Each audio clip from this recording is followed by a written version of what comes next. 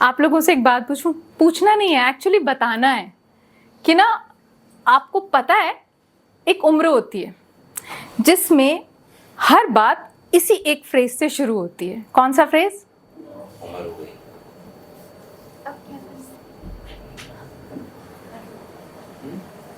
नहीं, वो फ्रेज है, आपको पता है, आपको पता है आज मेरी क्लास टीचर का बर्थडे था। आपको पता है आज चिंटू ने मेरी चोटी खींच दी। आपको पता है आज हमारी क्लास में हमारी स्कूल की प्रिंसिपल मैम आई थी। चूरन की गोली की तरह चटपटी, टेडी बियर की तरह सॉफ्ट, चॉकलेट की तरह मीठी और कंचे की तरह गोल। इन शॉर्ट, बेहद मासूम। वो उम्र जिसमें ट्विंकल ट्विंकल लिटिल स्टार थोड़ी आसान हो जाती है, लेकिन सतपुड़ा के घने जंगल समझ में नहीं आती है। वो उम्र जब पैरों को ऐसे मतलब अंगूठों पे खड़े होकर ऊंची वाली खिड़की से बाहर देखने का मन करता है ताकि दुनिया की खूबसूरती ज्यादा बेहतर नजर आए, और पापा का चश्मा सिर्फ इसलिए लगाने का मन करता है कि दुनिया थोड़ी बेहतर समझ में आ जाए। वो उम्र जब गुस्सा एक पल में छूमंतर हो जाता है, दोस्ती एक मिनट में हो जाती है, और एक छोटी सी टॉफी भी डेयरी मिल्क का काम कर जाती है। पर यही वो उम्र होती है जब कोई चिंटू किसी रिया की चोटी खींचता है, किसी रानी को अपने क्लास के टीचर से पहला पहला प्यार होता है, पापा के सिग्नेचर की कॉपी भी इसी उम्र में करते हैं, चाहे पकड़े क्यों ना जाएं, और होमवर्क ना करने का बहाना भी उसी उम्र में आ जाता है। पर जिस कांड की, जिस बात की मैं बात कर रही हूँ ना, वो उस उम्र में नहीं किया जाता। मैं बात कर रही हूँ बंकिंग की। आपने बंकिंग की है अपनी लाइफ में? नहीं। आपने कब किया था? कॉलेज में। सर आपने कब? स्कूल मतलब स्कूल में कौन सी क्लास? 8th, मतलब 8th 9th क्लास में, यानी हाई स्कूल में या कॉलेज में आने के बाद ही लोग बंकिंग करते हैं। पर मैंने जब बंकिंग की थी ना, मैं 3rd क्लास में थी। पर इसमें मेरी कोई गलती नहीं है। आई वॉज तो very sweet and innocent child. सच कह रही हूँ मैं तो घर से निकली थी स्कूल जाने के लिए। मैं बस स्टॉप पे पहुंची भी थी और मैंने बस को देखा भी था जाते हुए।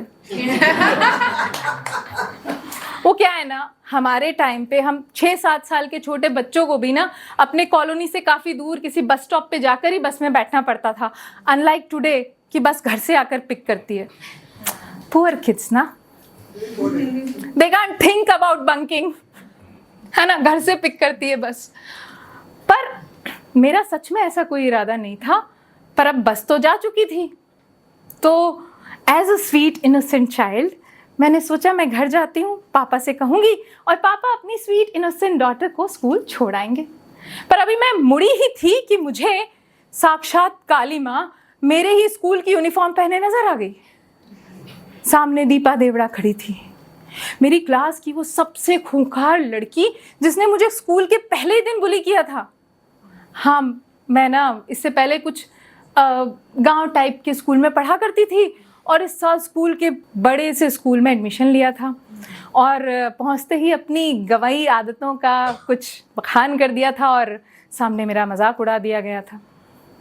और पता है आपको सबसे बड़ी बात, दीपा देवड़ा मेरी क्लास की वो इकलौती लड़की थी जो मेरी कॉलोनी में रहती थी, और मुझे उससे दोस्ती करना बेहद ज़रूरी था। हालांकि अब 6 महीने हो गए थे और दीपा दिल की इतनी भी बुरी नहीं थी, तो थोड़ी सी दोस्ती हमारी हो गई थी। पर फिर भी उसकी जो माइंड ब्लोइंग पर्सनालिटी थी ना, उसके सामने मैं आए सर कहकर उसकी बात मान लेने में ही अपनी भलाई समझती थी। पर उस दिन ना मैंने थोड़ी सी हिम्मत जुटाई और दीपा से कहा, कोई बात नहीं दीपा, तुम्हारी भी बस छूट गई तो चलो तुम भी मेरे साथ घर चलो ना, मेरे पापा हम दोनों को छोड़ देंगे स्कूटर पे। पर एज यूजुअल उसके पास एक टेरिफिक माइंड ब्लोइंग प्लान था जिसके आगे मैं फिर से आए सर कहकर झुक गई और उसकी बात मान ली। प्लान था स्कूल तक पैदल जाना, और आपको पता है हमारा स्कूल जो था ना वो हमारे घर से सिर्फ 5 ही किलोमीटर दूर था।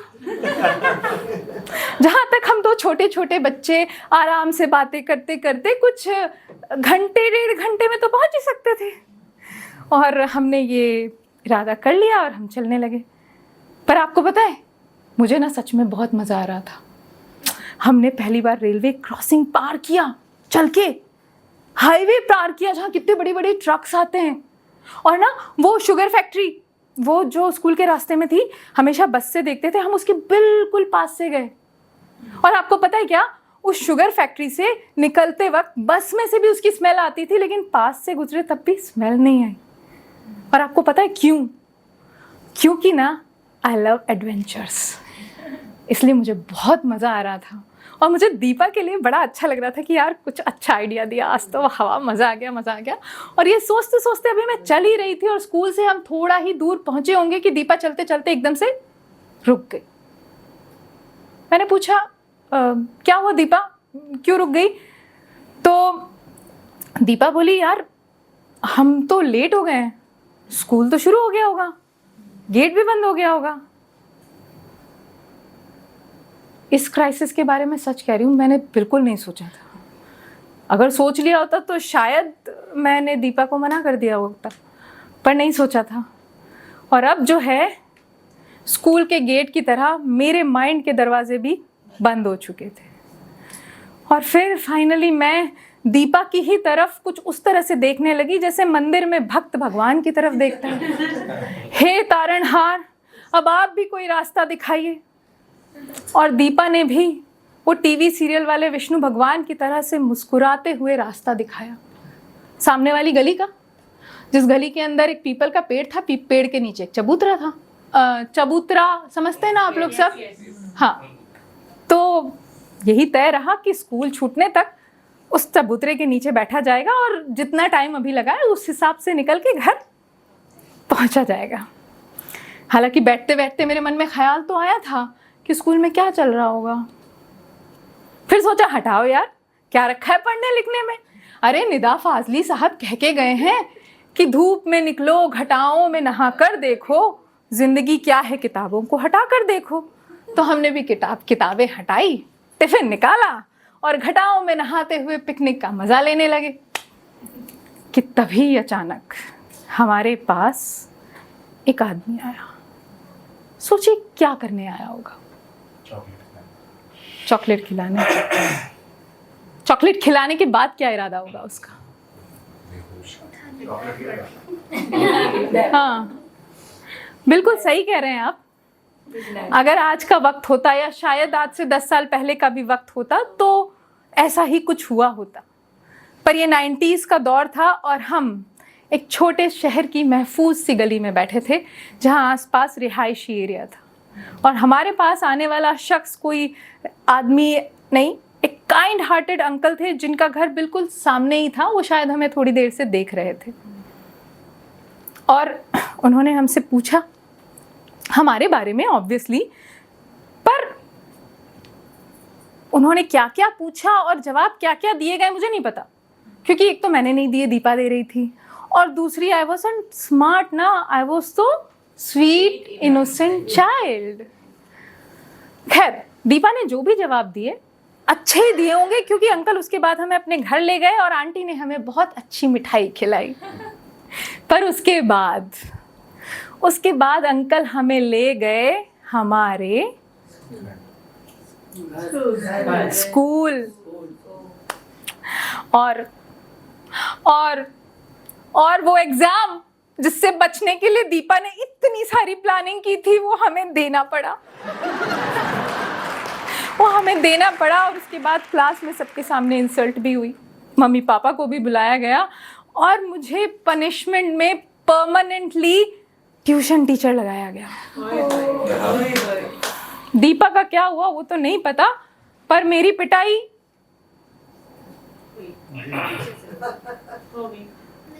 नहीं हुई। एज आपको तो पता है, I was a sweet innocent child.